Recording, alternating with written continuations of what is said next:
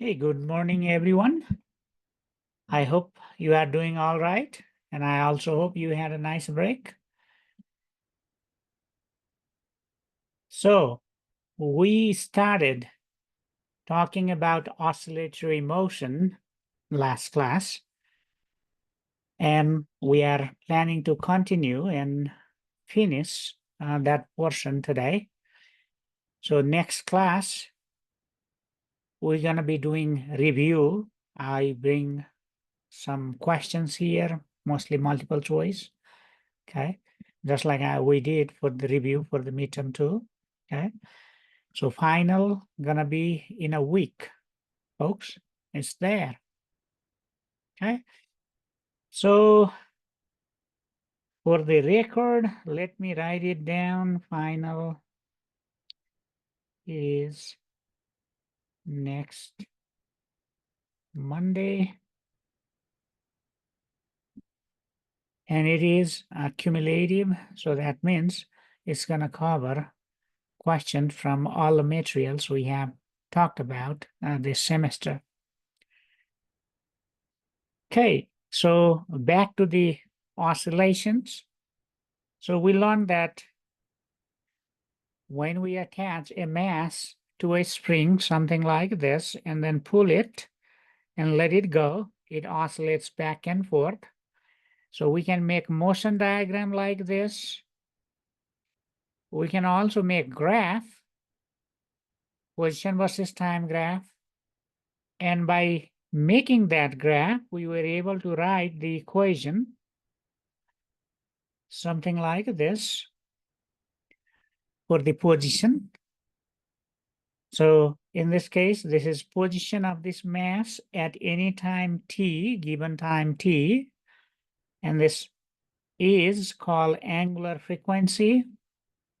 Omega is angular frequency, and given by 2 pi divided by period. Okay.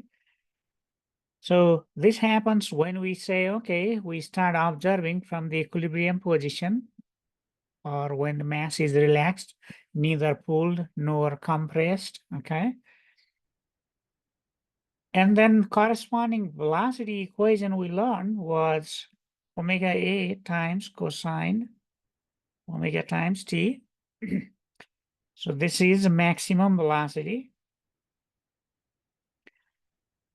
And then we also learned that the acceleration can be written as omega squared times A, which is amplitude, and then sine omega t. But this is going to have negative sign here, and this A sine omega t is same as x. So that means we can also write this as omega squared times x. So this is one of our base or fundamental equation for simple harmonic motion that tells us that acceleration and displacement, they are proportional. Larger the displacement, larger the acceleration, and they have opposite direction because of this negative sign here. Recall, displacement is vector, displacement or position, depending on how we talk about it. And then acceleration is also vector. Acceleration and displacement, both of them are vectors. So that means this negative sign simply means it's a direction, right? We know negative sign for vector simply means direction. It does not mean smaller or larger, okay? But for the scalar quantities, of course, this is being just a number. The negative sign does not mean direction because the scalars, they don't have direction. Okay, so those are the things we learned about the kinematics of the simple harmonic motion, okay? And we use dynamics to derive the equation for the period of oscillation of this mass spring system, 2 pi Is it K over M or M over K? I usually get confused over there. And for pendulum,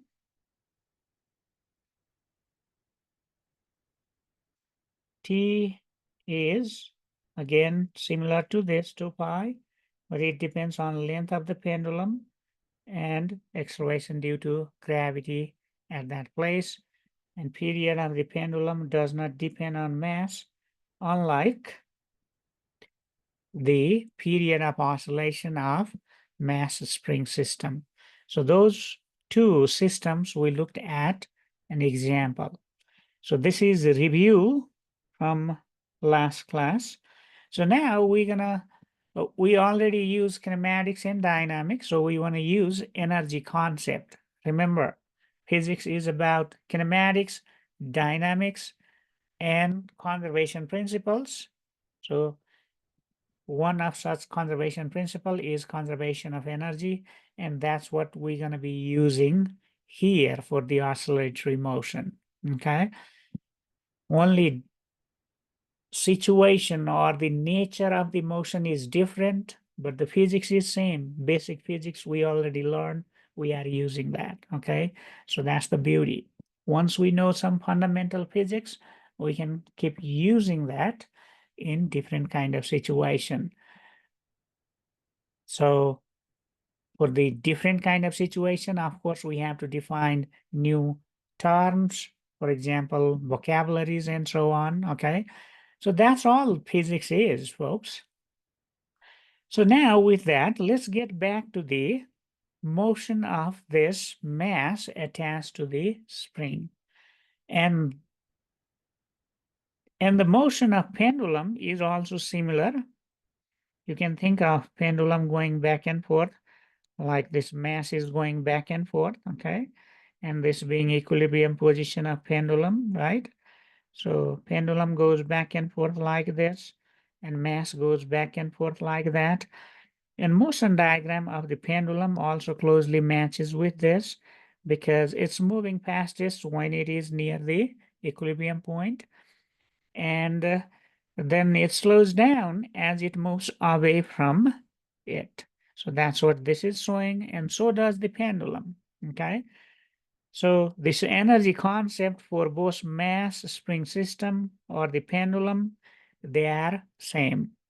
So here I'm just using as a mass spring system.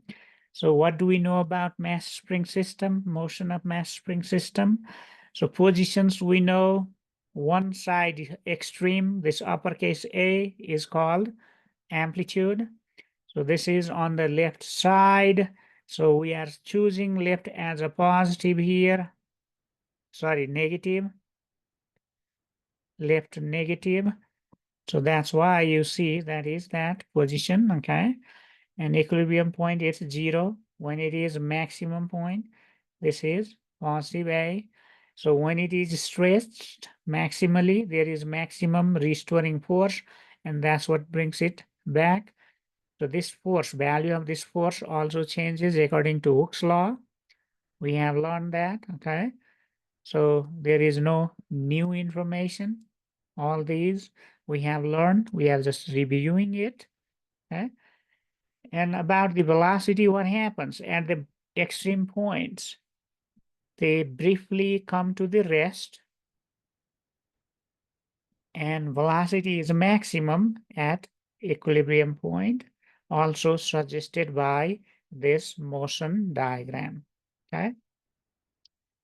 And how about acceleration?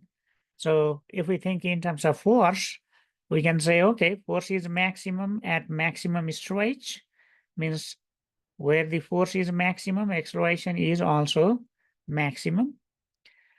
And that's what you see at maximum stretch. So negative sign simply means direction. One side versus another side here. Force is pointing to the left, so is the acceleration. Another way to look at acceleration is by looking at this equation for the acceleration in simple harmonic motion. Larger the stretch, larger the acceleration, and they have opposite sign. So when a stretch has a positive sign, acceleration has negative sign. Okay, so opposite you see here. When this position or stretch has a negative sign, the acceleration has positive sign. And when there is no stretch at all, or when x is equal to 0, the acceleration is 0. So this is the simple harmonic motion. So now let's talk about energy. So in this case, we are neglecting friction. So that means we have just the kinetic and potential energy. And potential energy is simply elastic potential energy, because height is not changing, means the gravitational potential energy is not changing. So that's why we are not including it. We don't need it. So that's why the total energy indicated by uppercase E is equal to sum of the kinetic energy of the mass. So mass is moving, so it has kinetic energy. And since the speed is changing, that means the kinetic energy is also changing. And then comes the potential energy, which is elastic potential energy because of the stretch on the spring. So spring itself is not moving. Spring is fixed on this wall over here. It's simply getting stretched or compressed. So that's all it is doing, okay? So spring is not moving, so that's why spring does not have kinetic energy. However, it has tensile energy because it is stretched, being stretched and compressed. So the total energy is sum of the kinetic energy of the mass and the elastic potential energy of the spring. Okay. So now, since the x is changing at different positions, and so is the speed, in which we already listed and talked about, the kinetic and potential energy keeps changing. Okay. When one is increasing, another one is decreasing, because when position is increasing, this thing speed is decreasing from max to 0. As you can see, they are kind of opposite. So when one is increasing, another one is decreasing, but according to conservation of energy, what do we know? Total energy has to remain same. So the increase and decrease, they means kinetic energy and potential energy, they increase and decrease such a way that the increase in kinetic energy is equal to decrease in potential energy and vice versa, so that the total remains same, okay? So that's the conservation of energy. So we can use this conservation of energy equation or principle here. So this is total final energy is equal to total initial energy. And this cutout is from our note I have posted, okay? So here at some final position, so here you can choose this as the initial position. Oh, looks like I wrote both initial here. Maybe I want to say that is final, let's say. So we can say, okay, initial position is this. So that means stretch on the spring is 0 and initial velocity is maximum. At final position, what happens? Stretch is maximum, right? So when it is here, so value of x is maximum. And the velocity is 0 because it briefly stops before it turns around. So we can use this information in this equation, okay? So this is just the expansion of this using the definition of kinetic energy and potential energy. So this is at final position. So this is, let's say, final position here at extreme. And then this is at the middle equilibrium position, let's say, initial position. Once we, so no matter what positions are, this is going to be always true. But now we can use this for this specific cases we are talking about. So Oh, looks like here I'm choosing slightly different points here. Looks like speed is 0. So that means final position is here. So yes, this is not initial, but final. Okay. So yes. So the final position, I mean, this being final, speed at the final is 0. So that's why this becomes 0 here. But the position becomes maximum over here, and maximum position of oscillation, we call that amplitude, and we denote that by uppercase A. So that's what you see here, okay? And then at initial position, speed is maximum. So that's what I'm writing here. And position is 0. So that's what I'm writing here. So this 0 is square. So that means this term here becomes 0. And this term becomes 0. So we are left with simply these two terms where this half cancels, okay? So that means it is simply this mass times velocity squared, which is maximum velocity, is equal to the spring constant times acceleration. So I switch the side of both terms so that I can solve for velocity or maximum velocity. So when I write, I get something like this from here, right? So mass, bring it down here. This becomes m, and then this is b max squared. So to get b max, we need to take a square root on both sides, and that's what I'm doing here. So a has a square in it, so that's why square root of a square becomes simply a, but this k and m, they are still under the square root, okay? So now we learn that this k over m under the square root is the angular frequency of the mass spring system, okay? So we can write something like this. So when we started this last class, I simply wrote, okay, B maximum gonna be omega times A.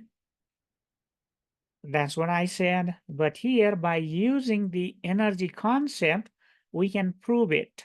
So we proved that, okay, the assumption we made is correct. Now we have proof, okay? So that's why these different ideas, different concept, different methods are important because, for example, by just using simply kinematics, we were not able to prove this maximum velocity is omega times A. We simply wrote it.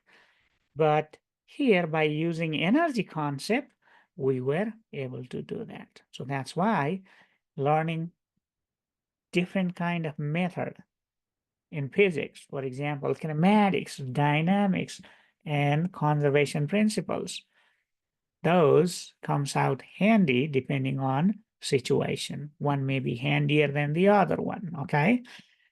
So that is the maximum velocity equation. So here maximum velocity depends on this angular frequency, which is also written as in terms of period, something like this, right? So we can have this and that, okay? So that's what we know about the maximum velocity we proved. But most importantly, what we learned is this is how we use conservation of energy to solve problem in oscillatory motion, okay? So now I have a clicker question related to this we just talked about. So let me start the clicker, and you also want to start clicker.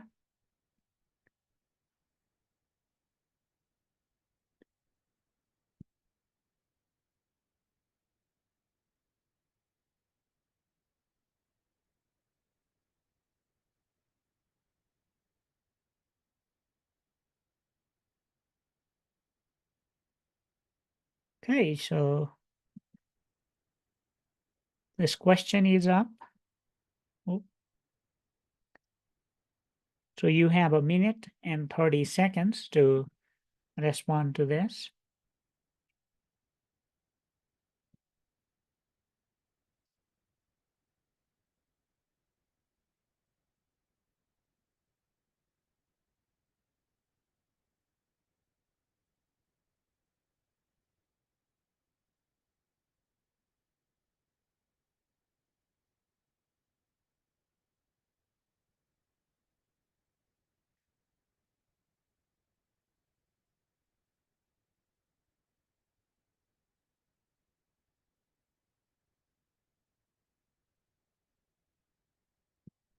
Oh, I just realized there are no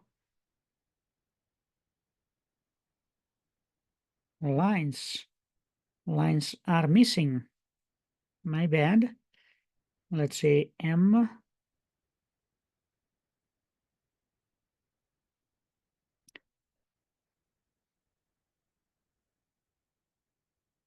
L, and R. Sorry about that. So these are the choices you can see here. Okay. So I'm extending up to 2 minutes. Please change your responses if needed. Oh, those lines somehow vanished.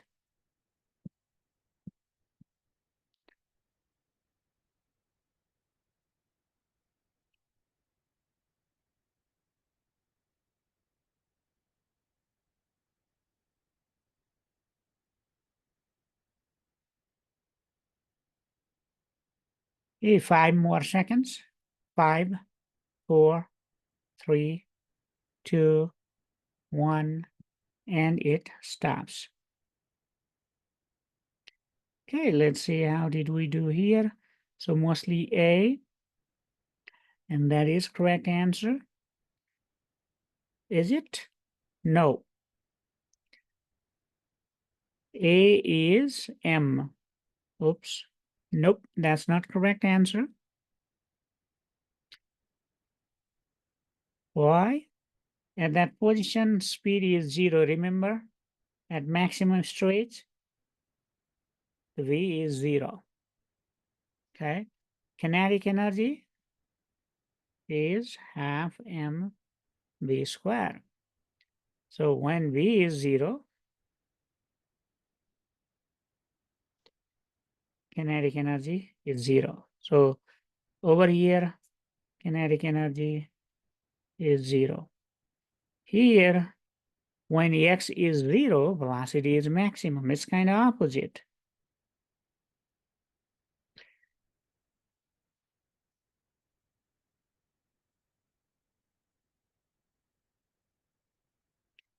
So kinetic energy is maximum at point R.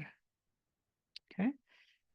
So yes, so that choice I made was not correct over there. Okay. Oh, a lot of you kind of got confused here. So potential energy is maximum here.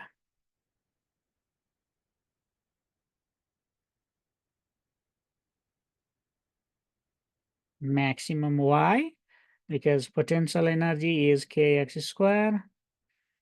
That means k a squared here. X is a at this point, okay? Potential energy is 0 over here. So that's how the conversion takes place. So over here, that's what we talked about. Initial velocity, velocity is maximum at that point, equilibrium point, okay? And that's what it was over there, okay? So now with that, let's move on. So we learned that kinetic energy is maximum at this point, but potential energy is minimum. So Ke max, potential energy is 0. So remember, we are plotting x. X means position. X0 means equilibrium point. Okay, at equilibrium point, the spring is not stretched, means potential energy is 0. In this case, it is elastic potential energy. Okay? And over here, X maximum means potential energy is maximum, but kinetic energy is 0.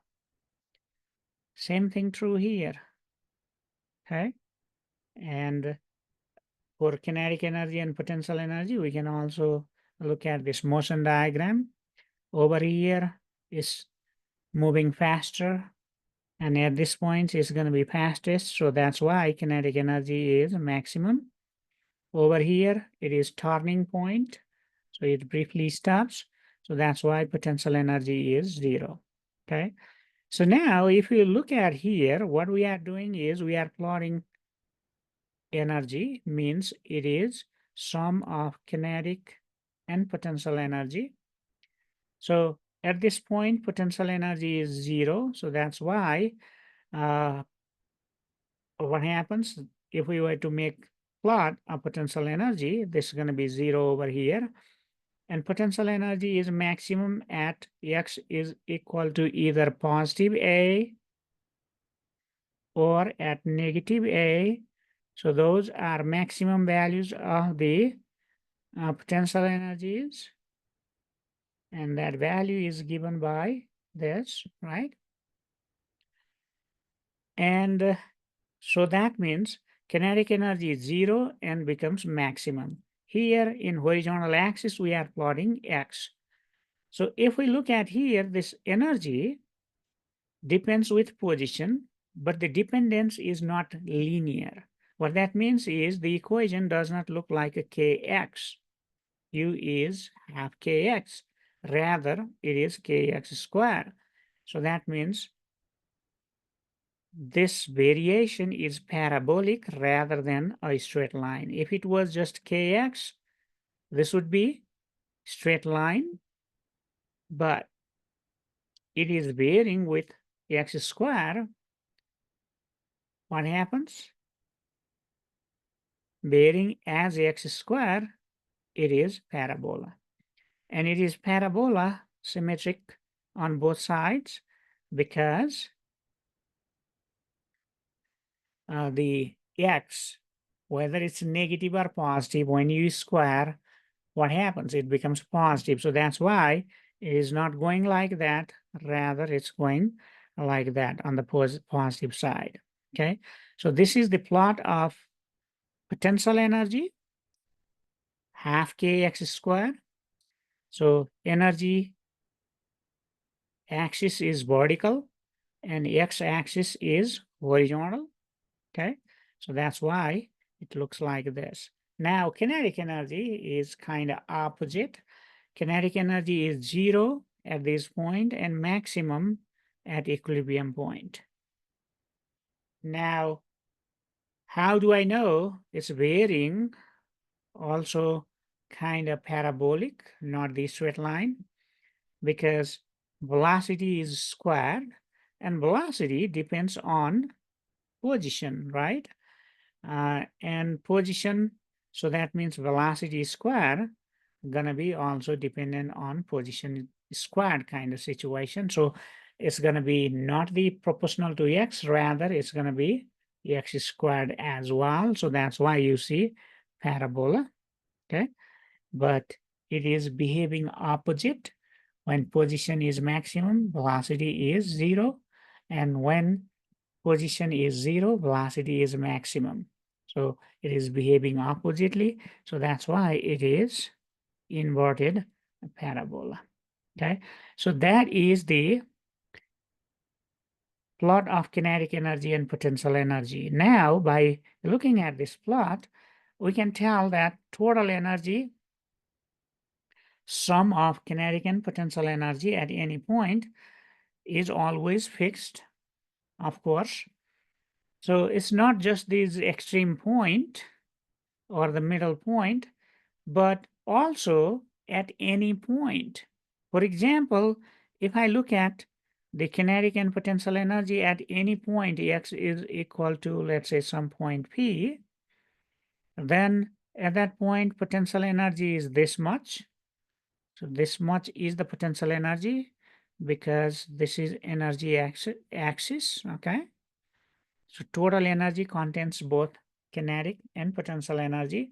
So we can say, okay, that's the potential energy or kinetic energy, but this blue curve being the elastic potential energy, I'm saying, okay, this is our potential energy is this much in this case.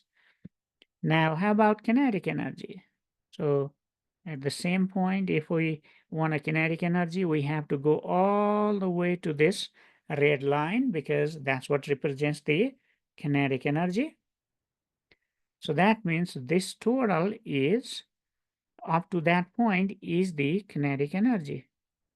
So now if I were to add this kinetic energy and potential energy, so this is kinetic and this is potential energy. So if I bring and add on top of that, that's going to be about this. So total energy is still that much. It's always equal. So when kinetic energy is larger, potential energy is smaller and vice versa. So there is exchange of kinetic and potential energy going on in this case as well, just like in case of falling mass on the gravitational field, right? In the force of gravity of Earth, right? Higher height means higher gravitational potential energy. Here, higher stretch means higher elastic potential energy. And then once we let it fall, what happens? The speed increases, height decreases. Decrease in height means decrease in potential energy. But increase in speed means increase in kinetic energy. And when ball arrives to the ground, what happens? Let's say height becomes 0, means its potential energy, gravitational potential energy is 0. But the speed with which it arrives to the ground is the maximum possible speed for that height. Okay, so the kinetic energy is the maximum. So there is interchange of kinetic and potential energy going on when ball is going down or going up. Same thing happening here. Over here, up and down is represented by X, let's say, left and right. Could be up and down. We can stretch the spring down and leave it up, okay, as well. So similar situation here, okay. So when it arrives to the equilibrium point, it's like a hitting ground. But in case of a spring, what happens? It can still go further down, but the ground stops the ball. So what happens? The ball does not stop there. It has to stop there. It cannot penetrate. But for example, if we were to make a hole passing through the, let's say center of the earth, and let's say earth wasn't very hot to melt ball when it goes through that. So if we were to drop a ball from the, near the surface of the earth, what's going to happen is that this ball going to keep on accelerating until it reaches to the, let's say, center. So that means it's going to be increasing the speed, just like it keeps, the spring, the mass attached to the spring keeps increasing the speed until it reaches to the equilibrium point. So if we had a big hole on the earth and if we were to drop the ball, this ball would keep increasing speed until it reaches to the center, just like here at this point here. And then once it goes to the other side, what's going to happen? It's going to slow down. And then it's going to stop when it emerges from the other side of the earth. Have you ever thought about that? Digging a nice hole that passes through the center of the earth, and this is gonna just oscillate back and forth. It doesn't have to go through the center of the earth. It can go from anywhere. one side to the opposite side, and it's going to oscillate. This ball going to oscillate as if it was attached to the spring, okay, back and forth. But since there is no hole on the earth, what happens? It has to brutally stop right there when it hits the ground. So anyway, so there is this exchange of kinetic and potential energy going on to the mass attached to the spring, just like we had a ball dropping in a gravitational field. Okay. So yes, they are following this parabolic pattern. One is upright, another one is inverted, just like talked about. So now here is a question for you.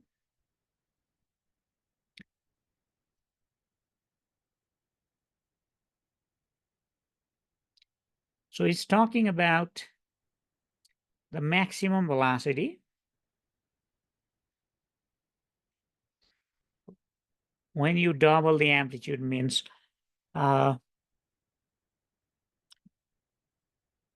if you pull it double. So one time you pull just, let's say, 10 centimeter, another time you pull 20 centimeter, right? So that's what it is talking about, doubling the amplitude.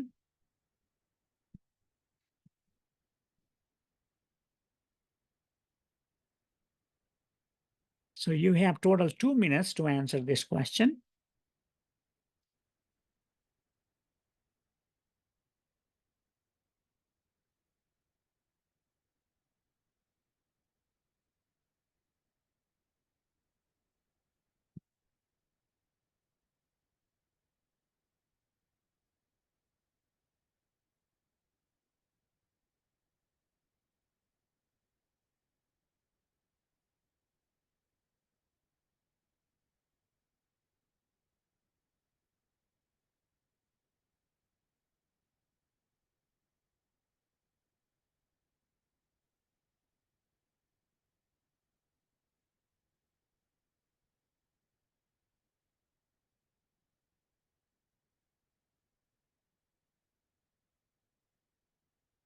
Thirty more seconds.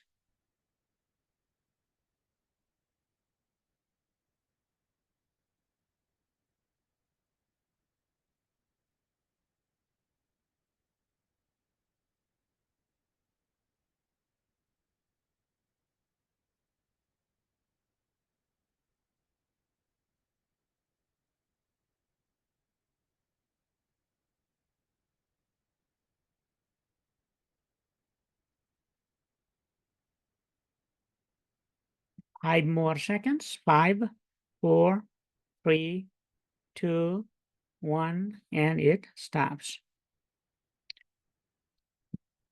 Okay, let's see what we got. So we got A, twice as big, and I think that is correct answer, but let me write the equation first. So it's talking about amplitude and maximum velocity. So we learned that maximum velocity is this times A. And now if this omega or angular frequency does not change with the amplitude, then we can tell, okay, BM or maximum velocity is proportional to the amplitude according to this equation. So that means when you double the amplitude, maximum velocity doubles. How about angular frequency? Does angular frequency depends on A? So for that, we have to recall that this is given by K over M under the square root. In other words, it simply depends on spring constant. So spring constant is constant for a given spring, and it depends on mass. And when we are setting up oscillation, we're not changing mass, right? We attach one mass and let it oscillate, means mass is also constant. So that means this is constant for a spring and a mass. So that means we can say, okay, speed is proportional to A, or amplitude, maximum speed is proportional to maximum amplitude, maximum position, or the amplitude. So that means when you double the amplitude, speed doubles as well. Okay, so yes, that is a correct answer in this case. So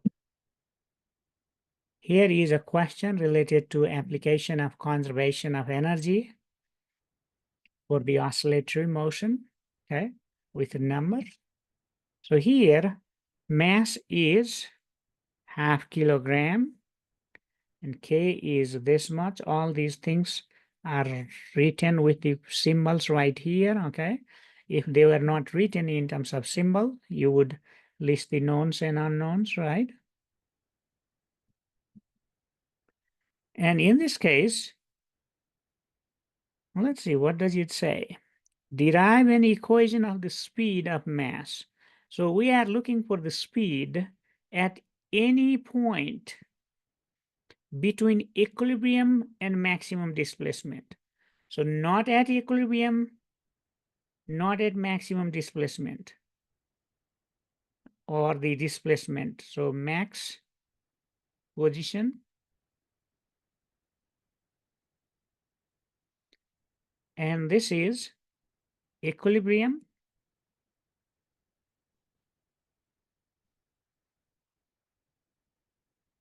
So not here, not here. Those we already know, right? So we already learned how to get that. Speed here we learn gonna be maximum, that is given by K over M under the square root here. This times A, we already know that. And over here it stops. So we know V is 0 over there. Okay. V is maximum over here and given by that. We already know that. But what if we want to know speed at any point over there? So one option would be to use this Vm is, sorry, V at any point. Let's see, we know this equation Vm cosine omega t. So this one tells us about the, relationship between V and time. It does not say or does not give the relationship between velocity and position. So that's why we cannot use just this equation and get the answer. Okay, so this is not a good choice. And if you are thinking, okay, V is this, can I use that? No, this is for the equilibrium point.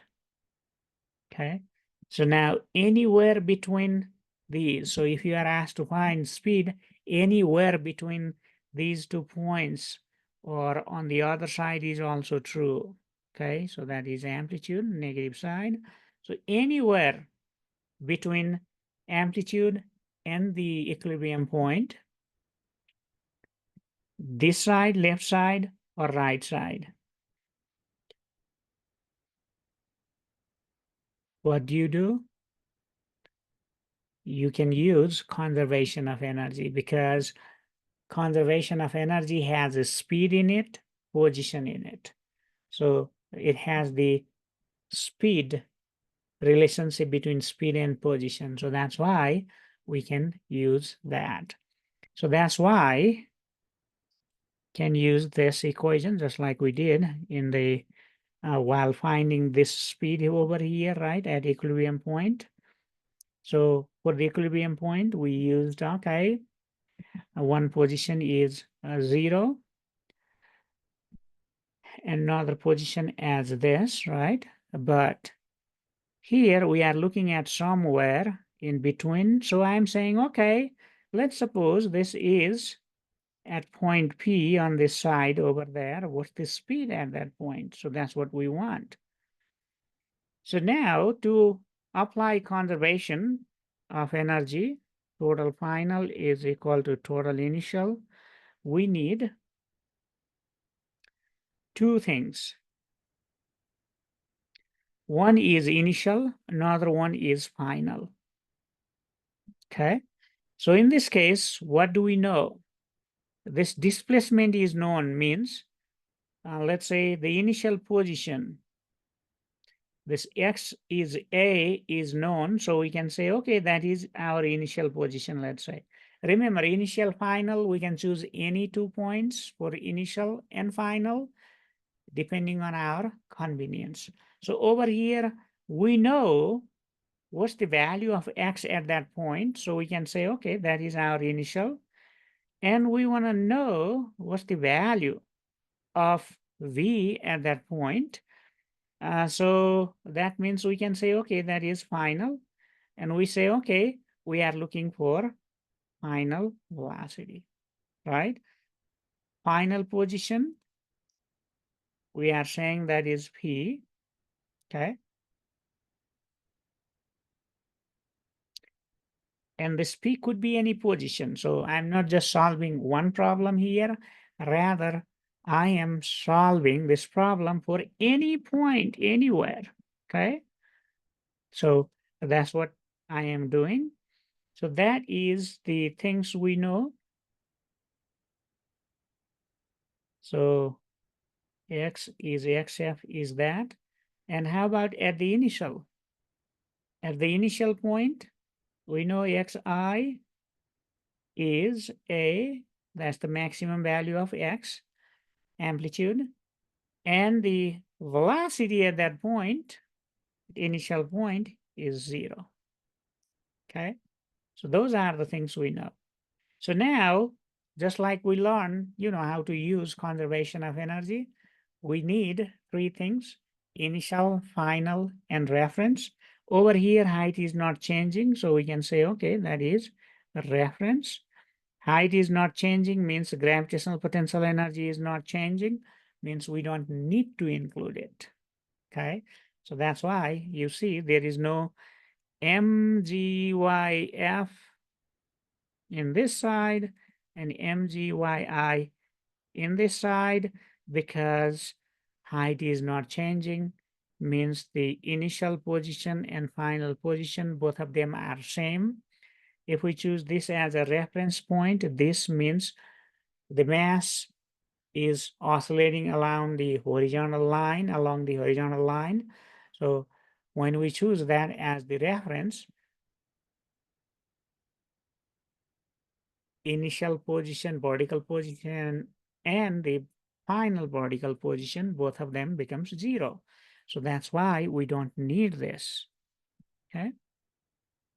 Or you can say, okay, it cancels. Okay, so with that, now let's plug in. So BF we want, so we leave it like that. XF, final position. What is our final position? Final position is P. That's where we want to find the speed. So that point is given, okay? Although there is no number, you can say, okay, that is known. So if number is given, you include the number. If not, so for example, if the number was given, you can write P is equal to some number, let's say 0.2 meters, something like that, okay? I think I have plugged in number at the end. So that is for the final side, right? Final position is P, and final speed, that's what we want. So initial speed, see, initial speed over here is 0, so that's why this term becomes 0. And initial position, xi, is a. So now once I plug in those, I can write something like this. So since I want final speed, I'm leaving it as it is. And final position becomes P, because that's what this problem is telling us. And then initial speed is 0, so that's why you see 0 over there. And initial position is maximum, and that's what we call displacement. and the value of displacement, maximum displacement, is amplitude. Okay, so this term becomes 0. Now we want to solve for this. So that means we want to move this to this side. But as you notice here, they have half in each and every term, means we can cancel the half and move this term on this side. When we do that, it becomes negative. So that's why it looks like this. And that's what I'm writing here. Okay. So since we are looking for final speed, let's get rid of this mass from this side. Okay. Oh, there is K, there is K. Maybe I can factor K out. So let me do that.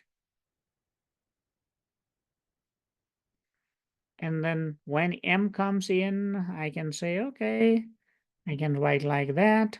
Or this can also be written as simply K over M A square minus P square, same thing, right? So when you, so the K is multiplying these and M is dividing these because these are inside the parenthesis. So that means the VF gonna be under the square root of these things. So that's what I'm writing here. And remember, this A square and P square, they cannot come out of the square root because these are two terms here separated by negative sign. Okay, so now that is the equation for the speed. So now this is telling us that, hey, give me any value of P. I'll give you the speed at that point. Speed at what point? 0.1 centimeter? You got it. Speed at what point? 0.15 centimeter or 0.15 meters? You got it. Speed at 20 centimeter or 0.2 meters? You got it. That's what it is saying. All we have to do is just plug in that because A is known, it's given, so we can plug in A, right?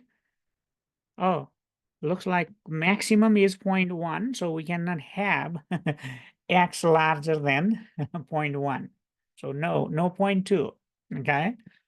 So to get 0.2, we have to have this A larger than 0.2, okay? So anywhere between 0 and 0.1, give me a number anywhere between 0 and 0.1, I'll give you the answer. I'll give you the speed at that point. That's what this equation is telling us, okay? So let's say it is exactly in between. Did it say in between somewhere? Any arbitrary point it says. Let's say it is exactly in between now, okay? Say P is halfway between 0 and 0.1. So that means P is 0.05, exactly at the middle of this. X is equal to 0 and X is equal to 0.1, right? So that's going to be 0.05 meter. So that is like 5 centimeter. So what's going to be the speed? So here I have plugged that number, okay?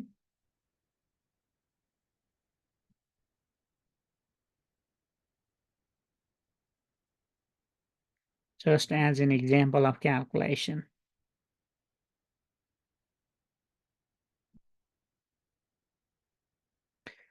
So that particular case, you simply plug in the value of K, which is, oh,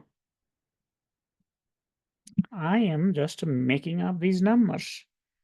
I don't know why 220. It's supposed to be 200 here. Or maybe let's make this 220, okay? Oh, my bad.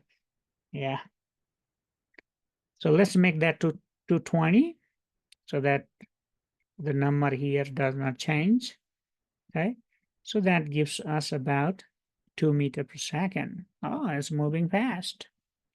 When we usually walk normally, we walk less than a meter per second, okay? About a meter per second, let's say. That's what we walk normally. And it is going 2 meters per second. It's moving faster than our normal walk. Okay, so that's what it is saying. Okay, so that is a simple harmonic motion where we are neglecting any kind of damping or any kind of resistance to the motion, any kind of friction, right? But when there is friction or let's say air resistance, what happens? We know when we set up the pendulum for the oscillation and let it go, what happens? It kind of eventually stops. So it does not just keeps oscillating back and forth forever. And so is the mass attached to the spring, right? What happens since there going to be some friction, eventually it's going to stop.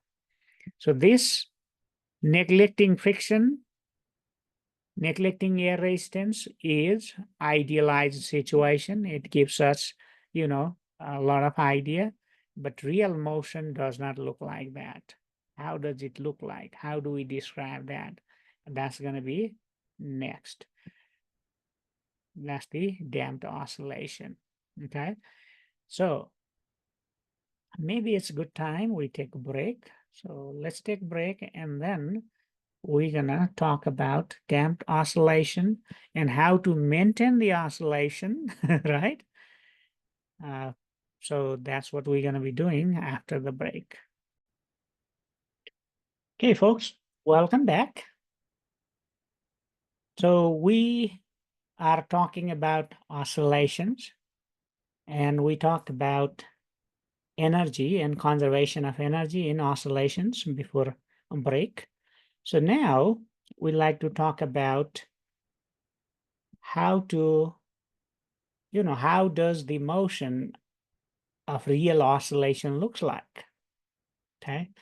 So far, oscillation we talked about is ideal, where there is no resistance from anything, okay? No damping, no friction, no resistance, nothing means no damping, okay? So when that's the case, the oscillation, so in this case, you see a graph.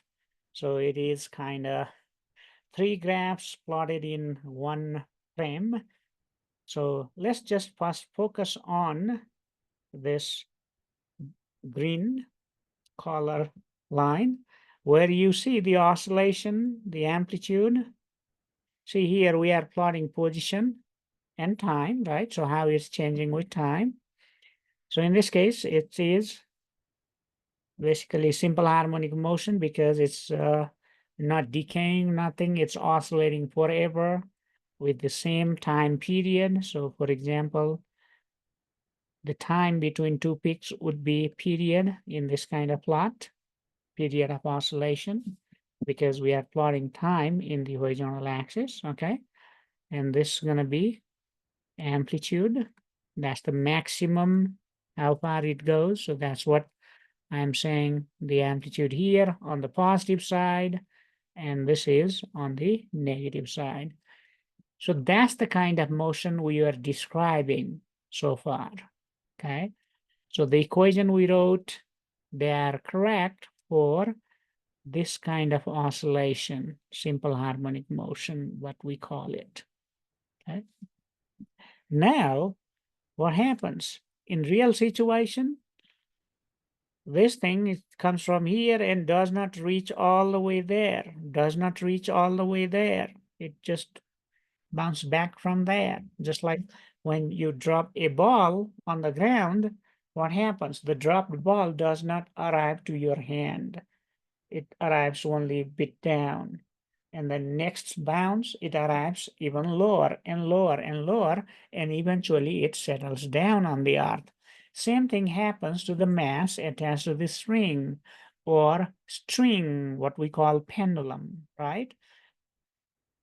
So So what happens? The oscillation dies down, motion stops. And that kind of motion is called damped motion. And this red plot here is showing that.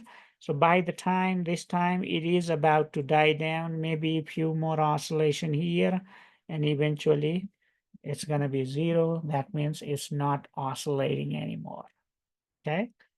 So if we want to make pendulum clock, this is not good, right? Because your clock going to stop eventually. Okay. And so that's not good. But let's say your car, you are driving car and road is not that great. We have bumps in the road, potholes in the road. When that happens, what happens? The tire, which is attached to a spring like this. So it is like a mass attached to a spring. So what happens when it hits the pothole or the like some sort of speed brake thingy? Then what happens? It tends to oscillate. So if you go really fast or fast, uh, then in that case, what happens? Your car tends to bounce, all right? So we don't want that car to keep bouncing always, right?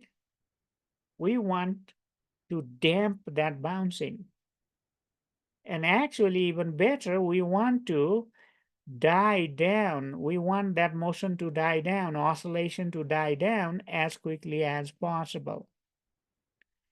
So that kind of oscillation that we set up for tire of our car is called critically damped. So what happens? See, by the time, so it does not go on the negative side at all. See, it basically dies down on the same side. So it is basically, you know, so for example, let's say if you are shopping for a used car, and then you want to see if, this spring is working just fine, then you may want to push from the front side near the hood, push the, car down, and then let it go. So once you push and then let it go, if it comes back and just stays there, that is good. But if it goes up and then comes down, oscillate a couple of times, that's not good, okay? So that's what's happening here. Critically damped means you compressed it, you pushed it down and let it go. By the time it arrives to the original position, it's not oscillating anymore, it stops. That's what this blue line is saying to us, okay? So these are kind of exponential decay. So I'm not writing equation for those. But of course, we can write it, but I'm not gonna do it here. It's gonna be exponential, so we're not gonna be analyzing that kind of motion, okay? But just letting you know that what happens, and if we were to make graph, how it's gonna look like, okay?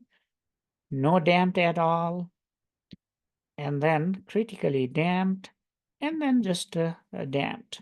So depending on how much damped between critically and no damping, it may sustain this motion. For example, it may go higher than that, but never higher than the original one, okay? So that's how the damped oscillation looks like. Now, what if we want something to keep oscillating all the time? So for example, you put a kid in a swing, that is like a pendulum, right?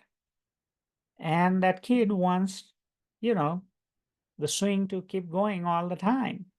But if you were to give a push and let it go, what's going to happen? It's going to eventually stop. And that's when kids starts crying. Okay, we don't want that.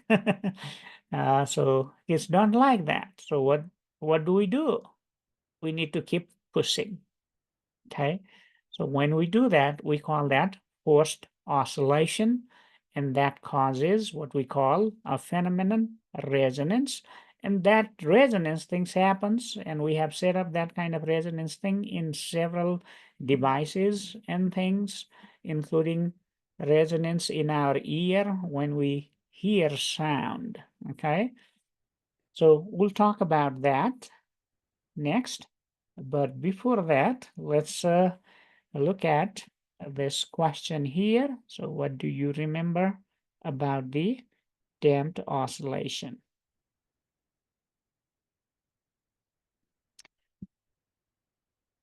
So maybe a minute is good here.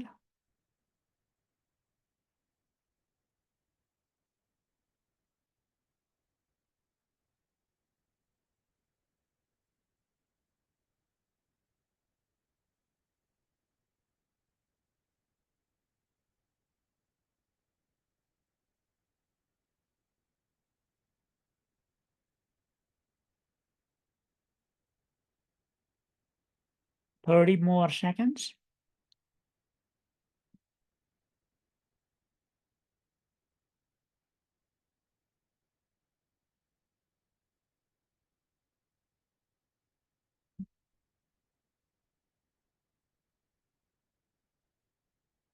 And 5 more seconds. 5, 4, 3, 2, 1, and it stops. Okay, let's see what we got. Mostly C, that is correct. So it decreases with time. Remember, this is what we call amplitude. So when no damping, oscillations remain same, but when it is damping, what's happening? I mean, the amplitude remains same when there is no damping, but when there is damping, what happens? See, it's supposed to be that much. Now it is only that much. Okay?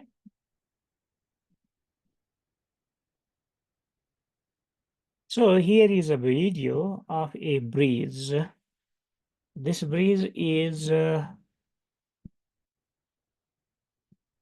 basically suspension breeze. So that means it is attached to ropes and so on, and it can oscillate when it's windy.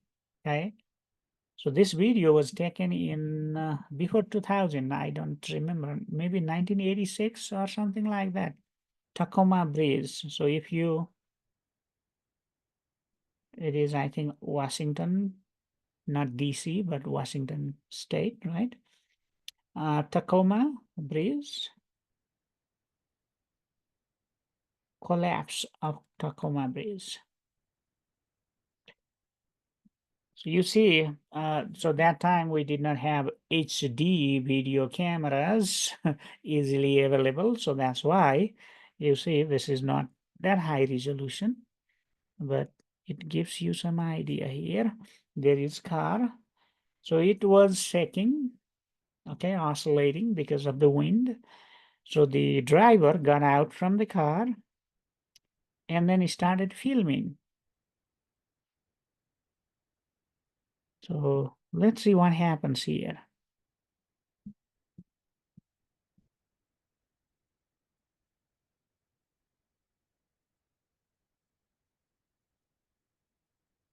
So oscillating, and you see this car is going even higher and higher.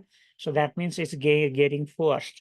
So like you start pushing to a swing slowly and then give little harder and harder push. What happens? The swing goes farther and farther. So kind of something like that's happening. And then eventually in this case, what happens? Breeze collapsed. See, that's how it's coming down. Not good, right? So we call that, it collapsed because of the resonance. That's what we call. And this one also has another video, I think just right there. The wine glass is very similar to the on the swing. Well, sort of. Hopefully the kid won't shatter. With the wine glass, sound plays the role of the pusher, while the glass plays the role of the swing. You see, sound is just a pressure wave traveling through a medium, in this case, the air. When the waves hit the glass, it pushes the glass back and forth by a tiny amount. Just like the swing, if you push the glass too frequently or too slowly, it won't build up a large amplitude. In order for the amplitude to grow, the frequency of the sound has to match the natural frequency of the glass. If you're curious what that frequency is, ping the side of the glass. The sound you hear is a natural frequency. This happens to be around 500 Hz for many glasses, meaning you want the sound generated by the speakers to be around 500 Hz. If the volume of the speaker is high enough, and the sound waves hit the glass just right, the glass can be shattered by sound alone. The important thing to realize here is that it's not just the volume of the sound that breaks the glass. It's the frequency. So volume of means higher amplitude. Volume is related to higher amplitude. So for example, let's say you have a speaker. So this is vibrating, it's going back and forth. It is also in kind of vibration motion, forced oscillation motion, okay? So it's going back and forth. So when you crank the volume, what's gonna happen? The membrane on the spring not the spring, I should say, membrane on the speaker, that goes even farther, okay? So the amplitude is larger now, okay? So larger amplitude, but it's not just the larger amplitude. It also depends on frequency. And if the frequency of that forcing sound matches with the natural frequency of this glass in this case, in that case, what happens? It breaks. So for example, let's say you are in a, a nice dinner where there is also music going on, okay? And people everywhere on the each and every table, let's say they have some sort of drink, either alcohol or maybe simply water, okay, or juice. So what happens? They have cup and they have this drink, and on top of drink there is air. So depending on how much drink left on the cup or the glasses, what happens? The amount of the air, depth of the air on the glass is different in different glasses over there on the table, right? Now let's say there is loud sound, music with the loud sound going on over there.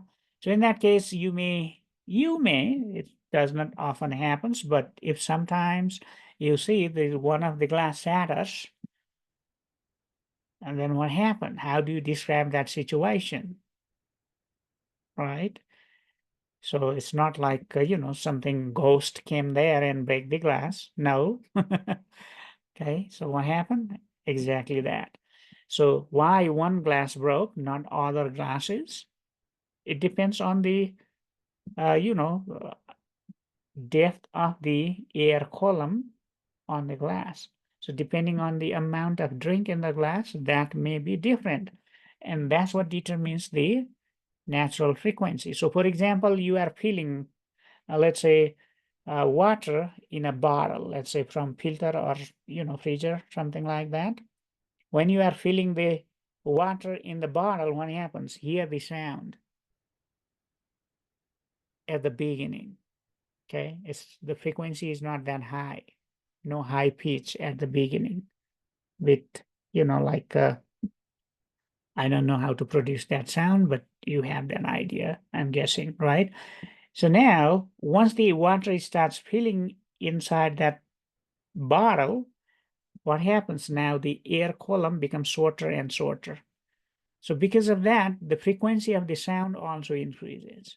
So when you are filling bottle, even if you are not looking, but if you are just paying attention to the sound, and if you have paid attention sound, a couple of times before, you can tell now it is getting full because pitch of the sound, which depends on frequency of the sound, changes, okay? So natural frequency depends on the length of the air column on the empty glasses, bottles, and so on, okay? But everything, if you know, so for example, I'm clapping my hand, it's producing sound, so there is some vibration going in my hand. I'm not talking about the vibration of my fingers, but some vibration there, right? So I hit on the table, depending on size and shape of the table, you hear different sound. That means different pitch, means different frequency. Okay, so everything has a natural frequency. You disturb it and then hear the sound, whatever frequency with which it's oscillating, that is its natural frequency. Okay, so when forcing frequency matches with the natural frequency, what happens? There is sudden increase in the sound or the loudness. For example, in case of sound, if we are talking about swing, it's oscillating with maximum amplitude at that point, okay? So if you increase force or the frequency, after that, what's going to happen? So for example, if you are the swing is coming to your hand and you giving a little push, when it is at oscillation, you don't have to apply large push, it just keeps oscillating. But if you mismatch push, then what happens? You feel the swing is kind of heavier. So I have two kids, they are grown up now, but I have pushed those swings, so I know that. But I don't know you have experience of that or not. You wanna pay attention next time when you push swing, okay? So that kind of phenomenon is called resonance. And it's not just the, mechanical oscillation, there is electrical oscillation. So in physics too, we talk about alternative current circuit or AC circuits. And that's how these, let's say TVs, phone, and so on, they are driven. What happens when you are tuning channel on the TV or tuning channel on the radio, you are matching the frequency. So when I drive, I often listen, let's say, radio. See my hair, I'm an old guy. So I listen NPR radio, okay? No commercial or something like that. So I like that, and news and program. So my radio in the car is NPR. So when they are talking about, this, so these days you may not listen radio, but radio used to be really popular when I was a kid. So anyway, they talk about what frequency they are broadcasting. So these airwaves, they are coming in different, frequencies. One station has a one frequency, another station has another frequency. So when you are changing station, you may be cranking a knob or you changing the number over there. What are you doing? You are changing the frequency of the device, that tuning device. So when it matches, what happens? That's when it catches the station. So if you are doing that, turning with the knob, before it exactly tunes in, you may hear little smaller voice, and then voice gets louder and louder and becomes maximum. That's where you leave your radio, right? So that phenomenon is also resonance. So in that case, the air wave acts like a forcing agent, and the device has this oscillatory circuit. It's the circuit, electric circuit, electronic circuit that, creates some sort of oscillation. So when these two oscillation matches, that's when you hear that loud sound. That's what we call, okay, now it's tuned, okay?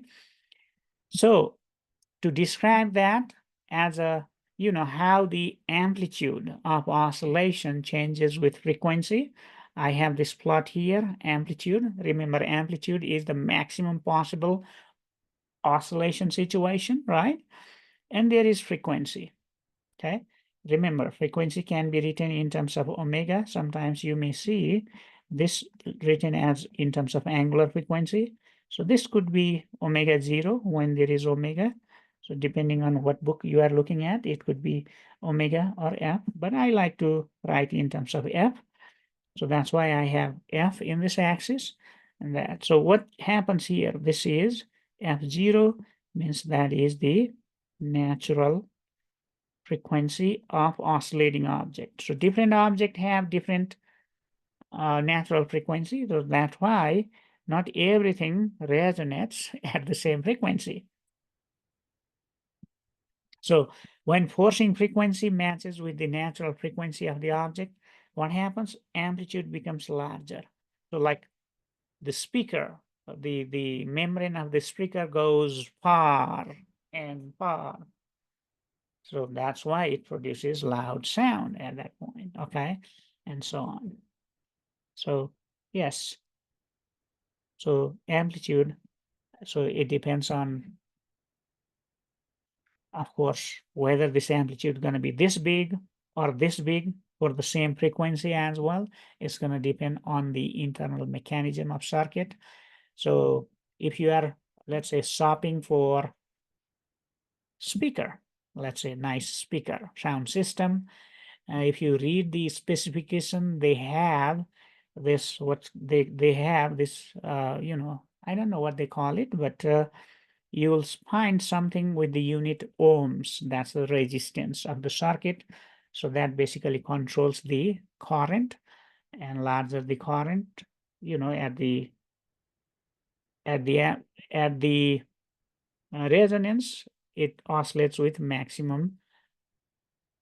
I mean, maximum current flows through the circuit and gives the maximum sound and makes the things vibrate more or with a larger amplitude as well. Okay, so that's the resonance, folks. So it is not just that, but just like I said, we have our ear, and the structure of the ear looks something like this, right? So here, that's what we call ear, but this is the external ear. We have internal ear with all these fancy thingy over there. So now the sound that's coming out, it is oscillation of the air. The air is oscillating, okay? So the oscillating air is hitting the ear. So right now you are listening to me. So what's happening? A lot of complicated thing happens here, right? I have a microphone over here, and so that means my vocal cord vibrates. So that set up the air to vibration, and that vibration goes to the microphone and hits the that, you know, little thingy, drum-like thingy over there, and then that generates the oscillation that gets amplified and sent to the computer, and then through the magic of internet goes to your speaker that sets up your speaker to the vibration, right? And that vibration causes the vibration to the air. Those air molecule goes and hits our eardrum, okay?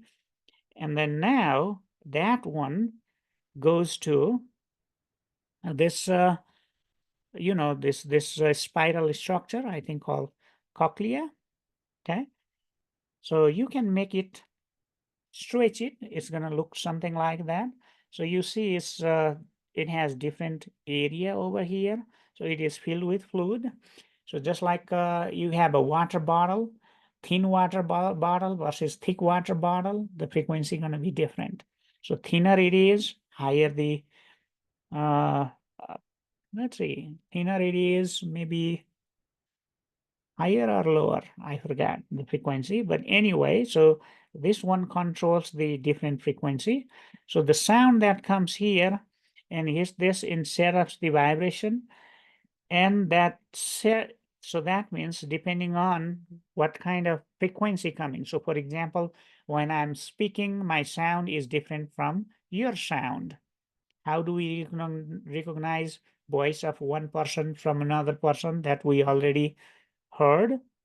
It's because the frequency is different, okay?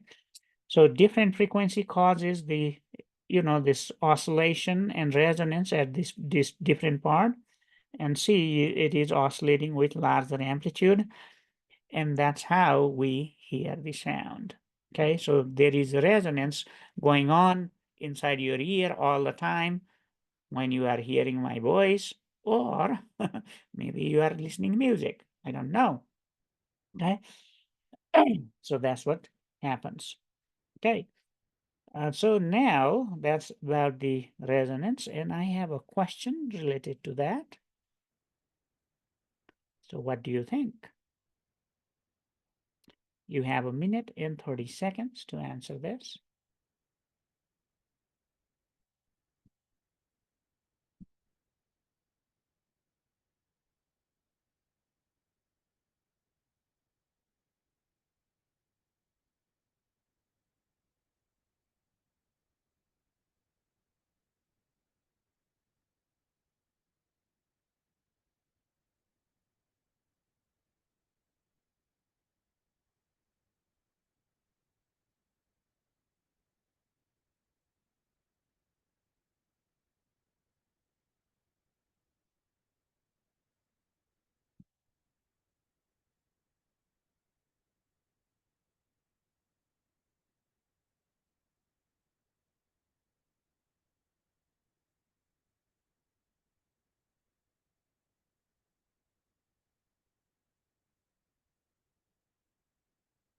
Thirty more seconds.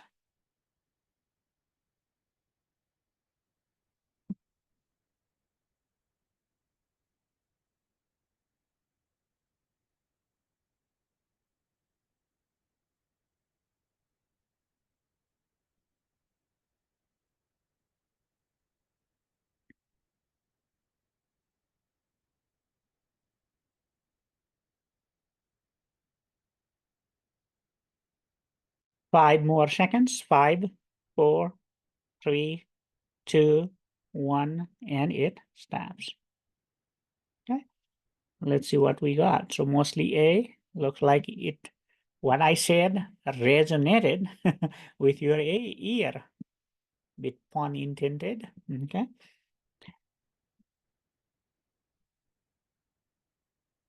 So yes, when these two matches, when this matches with the frequency, that's when the maximum happens. That's what we call the resonance. There is one more question related to resonance. And I think 1 minute should be good enough for this.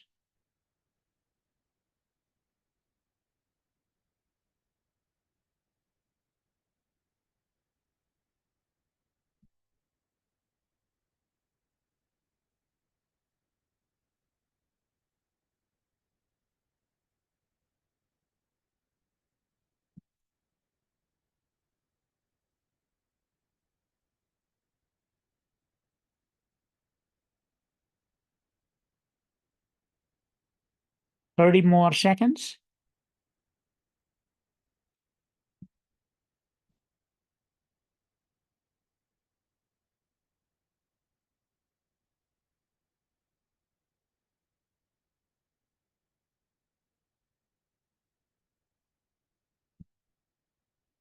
And 5 more seconds. 5, 4, 3, 2, 1, and it stops. Okay. So basically it is C, that is correct answer. So again, going back to this plot, you see the amplitude increases, right? So those are certain things to keep in mind while, thinking about resonance. So folks, that's my last slide. And I will be giving you some time here to finish FCQs. If you haven't done it, please do it. I have posted a link in the announcement section of the Canvas, and I also sent email, but looks like there was no link to the email. You may have also gotten the link from campus, of course, you got it, right? So please do it, and I'm giving some incentive for that. For example, I'll be rounding it up. So you done everything, finally is there, you have final score, and you have total score. Let's say you were aiming for A, and then that one hangs after final, let's say something like this. And you wonder, I wish that would round to 93, that is A. And that's what I will be doing if 85% or more of you participate in the FCQs. So I cannot see who participated, but I can see what percentage of the student participated, okay? So that way, if enough students participate, that way you don't have to write me email saying I was so close, okay? I'll just round it up. Otherwise, usually what happens, it's rounding gonna be, let's say 92.5 or more rounds to 93, okay?